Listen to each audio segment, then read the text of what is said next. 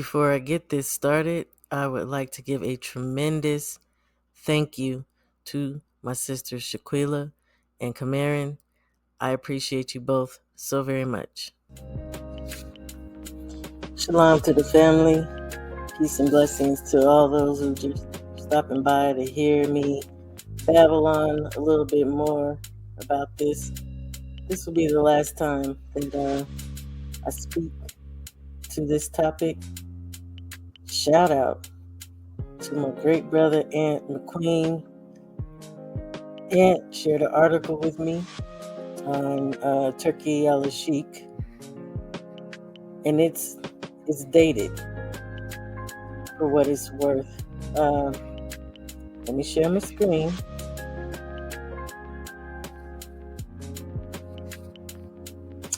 Also, for all of you that celebrate the new year, blessings to you all. Told y'all, I'm an Israelite. I don't celebrate your standard holidays.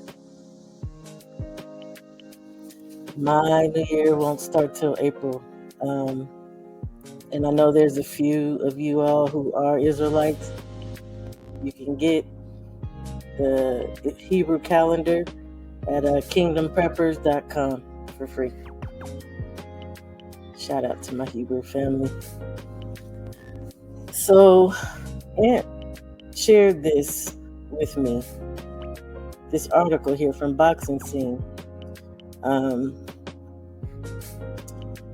last time I spoke to you all, I spoke to the fact that he came out and said that he had a brain tumor, and it also indicated he had a few more health issues that really weren't being spoken of. I also voiced my concern with, like, how long would he be around to keep giving us what we want? Well, turns out, let me start correctly. So the name of the title of the article is Turki Alalshikh indicates his health issues accelerated Saudi spending spree on boxing. In all these circles, we've been talking about how much he's spending to make these events that a lot of us love, right? So I don't know if I'm going to read the whole article. I will try to link it in the description for those who want. It's a short article anyway. It's just some things that I want to point out, things that we talk about, right? So it says, Turki Alalshikh has brazenly become perhaps the most prominent power broker in boxing over the past few months. True. As chairman of Saudi Arabia's General Entertainment Authority, Alalshikh has been afforded the vast financial resources by his polarizing country's government to fully finance many of the biggest boxing matches that have taken place or been scheduled since late in October. Alalshikh is also very passionate about a now niche sport he hopes regains what he believes is its prestigious rightful place worldwide. Okay, so what I didn't say was, this article, you guys, is from January 18th of 2024. And I also spoke to the fact that some people, people have misgivings about him, or, people are suspicious of him and what exactly his role is supposed to be in boxing, what he is trying to accomplish. Is it underhanded? Is it nefarious, right? This is last year. And I'll just finish reading a little bit. Aside from his genuine love of boxing, the 42-year-old Alalshikh indicated during an interview with the Zone's Ade that he has a deeply personal reason for putting together so many high-profile fights in such a short span of time. I like to work, Alalshikh stated during a 19-minute question and answer session the Zone posted on its social media platform and website Wednesday. I like it for my country and for the trust of my king That's King Solomon. God bless him. And the trust of the crown prince. That's Mohammed bin Salman for me. And I even have a personal situation in reason. I have a lot of health issues in the past 5 years, maybe. And this has made me want to do everything and to see it in my life.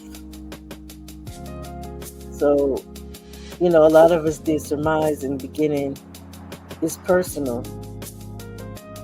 A lot of us also spoke to the fact that we thought he was listening to people, because some of the fights that he was making and that he was saying he wanted to see are a lot of the fights that we wanted, right? We want the best to fight the best. He wants the best to fight the best.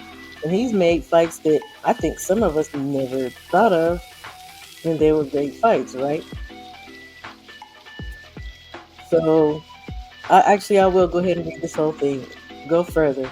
Al-Sheikh didn't divulge details related to his declining health, but his words shed light on perhaps why he was so insistent on staging the Day of Reckoning event December 23rd at Kingdom Arena in Riyadh, Saudi Arabia. That stacked card, which featured 8 pay-per-view bouts, occurred only 8 weeks after former UFC heavyweight champ Francis Ngannou nearly upset unbeaten WBC champ Tyson Fury in Ngannou's professional boxing debut career, October 28th in Kingdom Arena. Again, this is an old article just explaining some things that we've seen and giving it a little bit of understanding, right?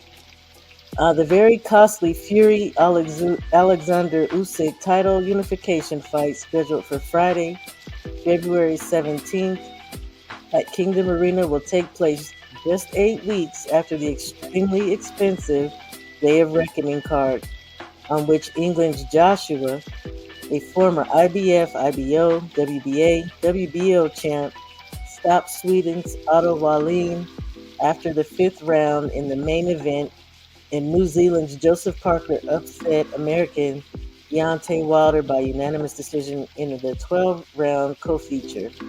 Another battle between former champs. Barring a draw or no contest, Fury or Usyk will become boxing's first fully unified heavyweight champion of the 4-belt era. And we've seen all that. We've seen Fury Usyk Part 1, just seen Part 2. Shout out again to Alexander Usyk. Congratulations to him, right? Less than 3 weeks after England's Fury finally faces Ukraine's Usyk, Joshua and Ngannou will meet March 8th in another pricey pay-per-view main event at Kingdom Arena. China's Zhili Zhang will defend his WBO interim heavyweight against Parker, the co-feature, before Joshua spars off against Ngannou. Here's an important part here.